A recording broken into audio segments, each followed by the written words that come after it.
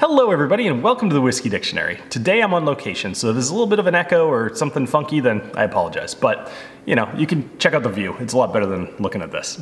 So today I'm going to be talking about Widow Jane 13. Now this is a whiskey that I've actually wanted to review on the channel for quite a while, and the name Widow Jane is a bottle that I've seen on the shelf forever, and I've always wondered about it. I've always said like, hey, is there a cool story behind that? So I finally took some time to research and found that there's a bit of a story behind the name, so cool. So let me share that with you. Now, in upstate New York, there is a mine that was opened by a guy named A.J. Snyder. Now, A.J. Snyder ran this mine successfully for a number of years, and some of the cement from this mine was actually used in the Brooklyn Bridge, the Erie Canal, and the Washington Monument. So, as well as most of North America, because it was a very, very large cement mine. So, when he died, his wife Jane, who was well beloved by the community, ended up having the mine named after her, thus the Widow Jane Mine. And that's where it comes from. And so many of you will kind of know, and just you get a feeling for this, if you're going to throw your hat in the ring as another whiskey in the US or really anywhere, you need some spark, something special, something that makes you unique. So you could be like, oh, this is the best whiskey ever because of this reason. Now, you know, in the case of Blackened, they blast it with Metallica music like The Unforgiven 2, which is the best Unforgiven, by the way. So, you know, fight me. There's no way that. Tell me in the comments if you disagree, and I'll tell you why you're wrong. Anyway, so in this case, they take the water from the mine. And the mine itself is, you know, it's a limestone mine. It's got good water for sure. And that is enough of a reason. But they don't take the water to make the whiskey. They take the water to proof down the whiskey, which is a much different thing. Now, this is something that we'll get into in just a moment. Now, these two guys, Daniel Preston and Vince Olson, they ended up starting a chocolate factory, and this is relative, I promise. So they started a factory to make chocolate, and they only ran that for a couple of years. Preston was an aerospace engineer, so when he decided that he was having fun making chocolate, whatever, but he wanted to do something different, he made his own still, and they called it a continuous serial still. And the idea here was that it was multiple different points where you could kind of cut the whiskey and you could taste it and you could get very specific flavors. It was kind of a cool thing. To be perfectly honest, I couldn't find a lot of information to really give you more detail. Sorry. But the picture looks cool. So anyway, all of this whole thing is a little bit potentially tainted. And here's why. There was a lawsuit a couple of years ago, and the lawsuit had to do with misdirection. And you get this sometimes, and it had to do with the way that the label was laid out. So if you look at the label here, there are indications that this is sourced whiskey. In fact, it's definitely sourced whiskey. This company only started in 2012, and this is a 13-year-old whiskey. I'm filming this in 2022. So distilled in Kentucky, Tennessee, Indiana, bottled by Widow Jane Distillery in Brooklyn, New York. So what happens is they source their whiskey, they do blend it, and then they proof it down. Using that Widow Jane water. Now, even that is called into question a little bit. I saw references to maybe the water doesn't actually come from the mine, which I can't prove one way or another. But either way, it was something I read, something I saw from a credible source, seemed to be accurate. And I think that they probably maybe do, maybe don't. But the mine itself said that there is no current agreement between Widow Jane Distillery and themselves to allow them to take any of the water from there. So I don't know what to make of that. Either way, I'd wager that there's some funny business going on. But let's talk about what other whiskeys are available here, because there is actually some saving grace here. They've started distilling their own stuff. Lisa Wicker, who's both the president and the head distiller at Widow Jane, is responsible for both blending and distilling. She has her hands on everything that comes out of Widow Jane, and her experience and talent shows some of the unique expressions that are produced. There's the 10-year, which is their mainline offering, the Widow Jane Decadence, which is finished in maple syrup barrels, the Vaults, which is a yearly release highlighting specially selected barrels. 2021's version featured 15 to 17-year-old bourbons. There's the Rye aged in oak and applewood, Baby Jane, which features their own proprietary corn named Baby Jane, which is grown near the distillery. Then there's Bloody Butcher High Rye Bourbon, and there's a few others as well. Now let's talk about the actual components of this whiskey and what we're dealing with. This whiskey is 46.5% ABV or 93 proof. It's 13 years aged in charred American oak, It's got a high rye blend of straight bourbon from Kentucky, Tennessee, and Indiana, then proofed with pure limestone mineral water from the Widow Jane Mine of Rosendale, New York.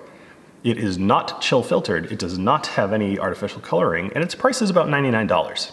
This was originally only offered as part of their single barrel program, but it ended up being very popular, so they produced more of it and then they ended up putting it out. Now, it isn't easy to find, I will say that. Even if you find a place that has it, they're likely to only have one or two of them on the shelf. But let's go ahead and get into the nosing and the tasting here, because I've talked quite a bit, and let's see, this is gonna be a good pop with the echo. Oh, that was fail. Oh well. I'm gonna be reviewing the Ball Blair as well while I'm up here, so that one has a fantastic pop. And I'm interested in the echo. All right, so let's go ahead and give this a nose.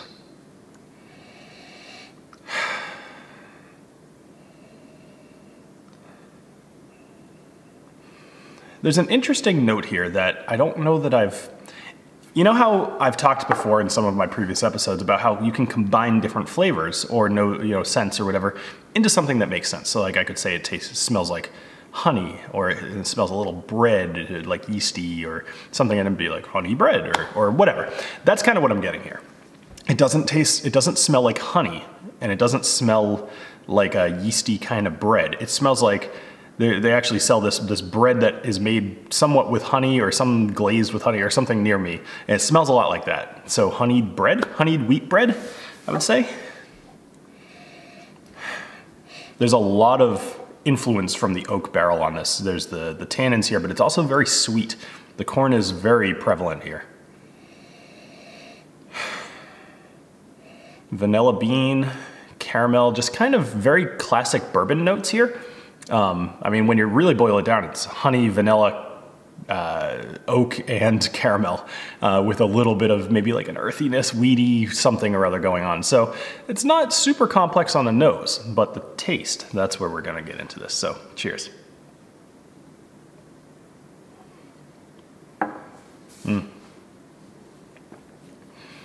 So the taste is very good. It is definitely malty. I'll give it that. It is almost one of the prevalent things that you taste here. But there's also kind of a hint of pecans as well. A little bit of kind of that breadiness as well, which I'm gonna attribute more to the malt. I think that's more what I was smelling, but you don't get that until after you taste it. So, There's flavors in here that remind me of MGP, for sure. Actually, it kind of reminds me of the single barrel pick I did with the 3-chord, which I still have some of those available, by the way, if anybody's interested. Just reach out to me via email. You'll find it down in the description below. Now, let's try something else here. I realize I'm kind of all over the place. So there's some citrus notes going on here, but it's not lemon or orange like it typically would be. And it took me a little while to pin this down, and honestly, I couldn't. So I ended up looking at their website for what they suggest you might taste. And I realized what I'm tasting is likely grapefruit, but I have not had a grapefruit in probably 20 years, clearly, right? So I'm just gonna say it's grapefruit. I can't personally taste that or confirm that, but if you're getting that, that's something that you should be getting. All right. No vanilla, very little influence from the barrel over time here. In fact, the more of this that I have, the more it's kind of just becoming a little bit bland, but it's leaning heavily on that kind of bready, malty flavor. Virtually no vanilla. It's actually interesting. This is changing quite a bit by the third sip. The initial taste was like a flavor explosion, and now it's just kind of getting a little bit dull. So that's interesting. But the main pieces I would point out here would probably be the pecans. Those are very much in here. That grapefruity citrus thing, that's definitely still here. And then there's no finish. The finish is just totally not there at all. Every sip tastes good, but it's not a long-lasting whiskey. For 46%, you would think, is it 46? For 46%, yeah, 46.5, you would think that the finish would be a little stronger too, or at least give you a little punch in the throat, but nothing. All right, so let's go ahead and talk about this overall. Now, this whiskey is $100, and I always like to kind of set that stage because that $100 can mean a lot of different things to a lot of different people. Is that a daily sipper for you, or is that like a birthday, you know? So it depends. So when I think about this whiskey, 46%, 13-year aged. I look at similar other whiskeys that are about the same age, you know, say like a Knob Creek 12 or something like that.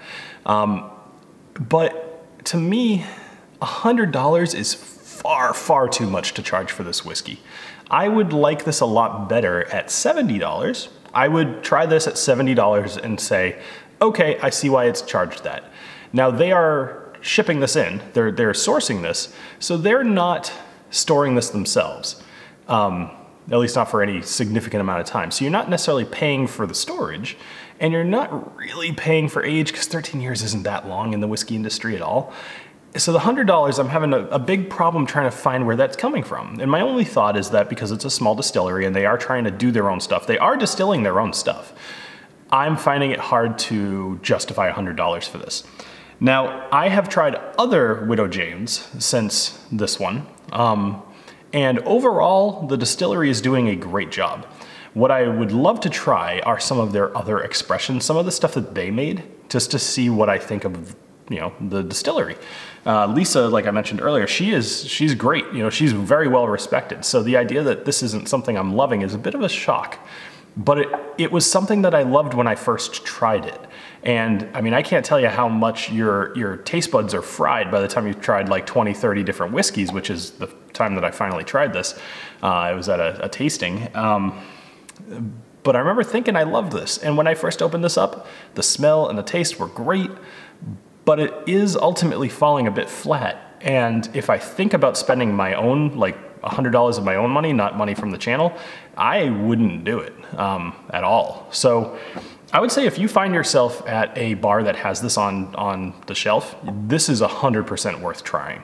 But I can't suggest that you go out and buy this one. At least not for me. If they ever drop the price, reconsider it, but it would be one that I would skip. All right, well, thank you guys very much for joining me here on the Whiskey Dictionary. And remember, a fine whiskey may be judged by a single sip, but why risk it? Cheers.